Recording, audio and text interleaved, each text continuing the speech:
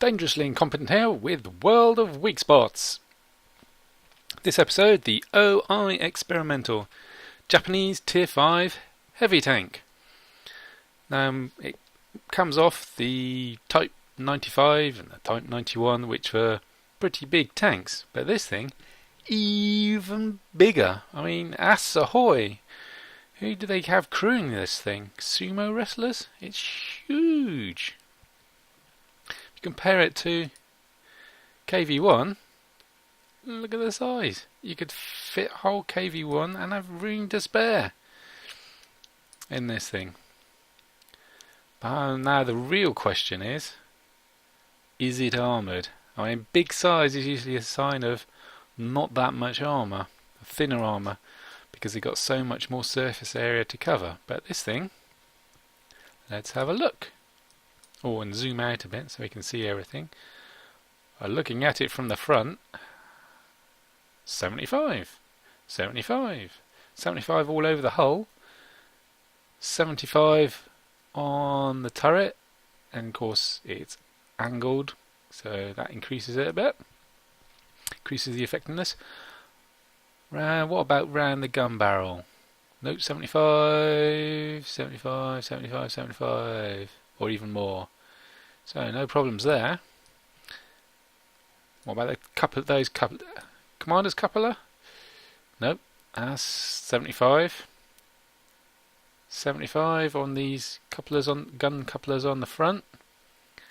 Well, there's a few bits which have less, but you're going to be lucky to hit that. What about the lower front hull? Well, it's thinner, but it's such a shallow angle and it's so short that, well, you're never going to hit it and it's ricochet anyway. Side of the turret, 75, or more on the angled bits. 70 on the top part of the side, and 35 plus 35 spaced armour for 70 on the rest of the side. So 70, that's pretty good. That's definitely side scraping territory.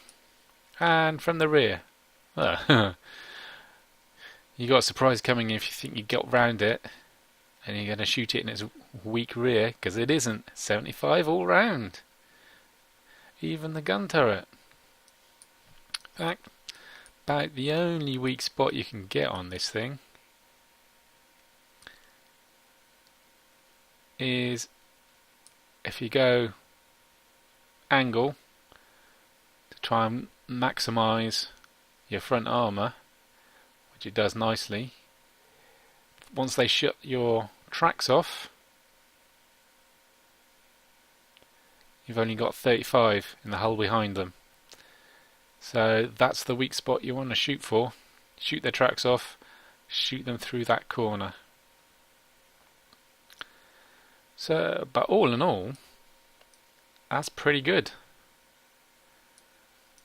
Let's compare it to that Tier 5 standard, the KV1, which is Russian Tier 5 heavy tank.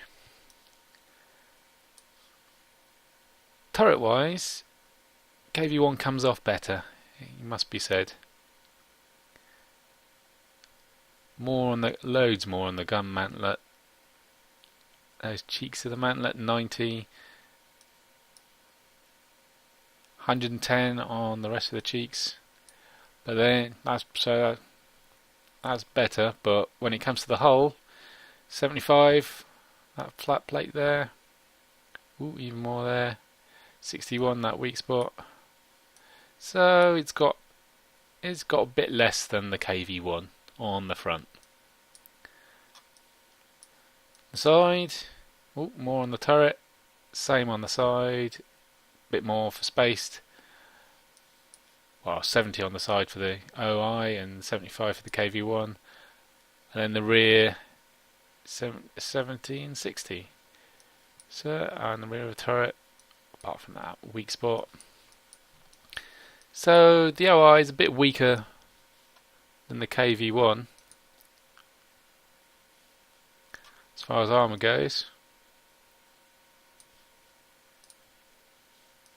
And the KV1 does have, it's just not much weaker, and they're quite small.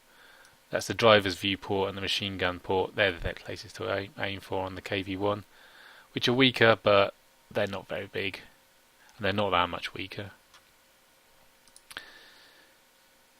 So, all in all, the OI, well, and of course, artillery view, like 30, that's more than most, I think. Let's have a look at the KV1 on the top.